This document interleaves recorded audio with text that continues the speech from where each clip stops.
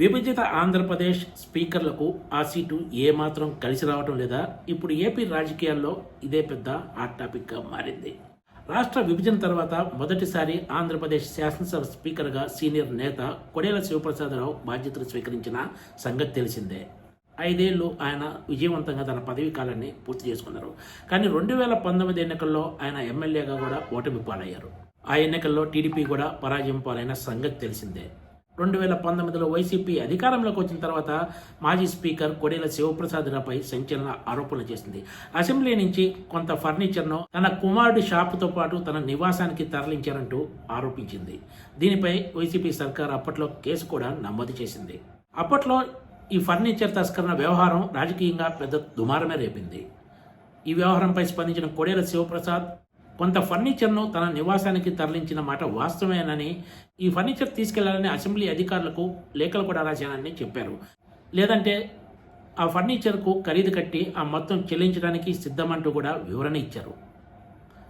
కావాలనే ఫర్నిచర్ వ్యవహారంపై తనపై దుష్ప్రచారం చేస్తున్నారంటూ ఆయన ఆరోపించారు. అప్పట్లో ఈ ఫర్నిచర్ దొంగతనం వ్యవహారం దుమారం రేపడంతో పాటు రకరకాల కారణాలతోటి కొడేల శివప్రసాదరావు 2019 సెప్టెంబర్ 16న ఆత్మహత్య చేసుకున్నారు.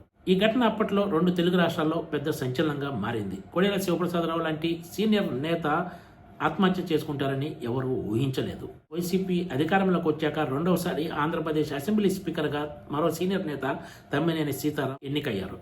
ఇప్పుడు ఏకంగా తమ్మినేని సీతారాం కుటుంబ సభ్యులపై భూ కబ్జా కేసు నమోదవటము, కుటుంబ సభ్యులంతా కూడా తాజాగా పరారీలో ఉన్నట్లు వార్తలు రావడం పెద్ద దుమారమే రేపుతోంది. 4 కోట్ల రూపాయల విలువ చేసే భూమిని తమ్మినేని కుటుంబ సభ్యులు ఫోర్జరీ పత్రాలతోటి తమ పేరు రాయించుకున్నట్లు కేసు నమోదైంది. బతికున్న వాళ్ళను చనిపోయినట్లు పత్రాలు సృష్టించి ఈ భూమిని రాయించుకున్నట్లు తమ్మినేని కుటుంబ సభ్యులపై ఇప్పుడు ఆరోపణలు వెల్లువెత్తుతున్నాయి. ఆంధ్రప్రదేశ్ పోలీసులు ఈ కేసులో అరెస్ట్ చేస్తారనే భయంతోనే తమ్మినేని సీతారాంతో పాటు ఆయన కుటుంబ సభ్యులంతా ప్రస్తుతం పరారీలో ఉన్నట్లు వార్తలు వచ్చాయి. ఒక మాజీ స్పీకర్ ఏకంగా భూ కబ్జా కేసులో ఆరోపణలు ఎదుర్కోవటము, కుటుంబ సభ్యులతో కలిసి పరారు కావటం ఇప్పుడు మరింత దుమారం రేపుతోంది. స్పీకర్ పదవి నిర్వహించిన వాళ్లకు ఇంతకంటే అవమానం ఏముంటుందనే చర్చ కూడా సాగుతోంది. విభజన తర్వాత ఆంధ్రప్రదేశ్ తొలి స్పీకర్గా బాధ్యతలు చేపట్టిన కోడేల శివప్రసాదరావు ఫర్నిచర్ దొంగతనం ఆరోపణలు ఎదుర్కొని ఆత్మహత్య చేసుకోగా, ఆంధ్రప్రదేశ్ రెండవ స్పీకర్గా బాధ్యతలు చేపట్టిన తమ్మినేని సీతారాం నకిలీ పత్రాలతో భూ కబ్జా ఆరోపణలు ఎదుర్కొంటూ ఏకంగా కుటుంబ సభ్యులతో కలిసి పరారవటం అన్నది ఏపీలో మరో సంచలనంగా మారిందని చెప్పొచ్చు. రాజకీయ నాయకులు సెంటిమెంట్లను బాగా నమ్ముతారు.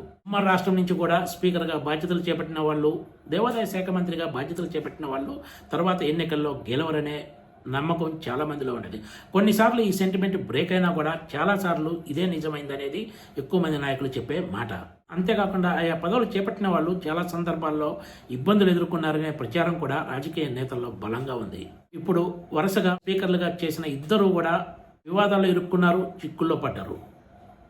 Please subscribe TGTV.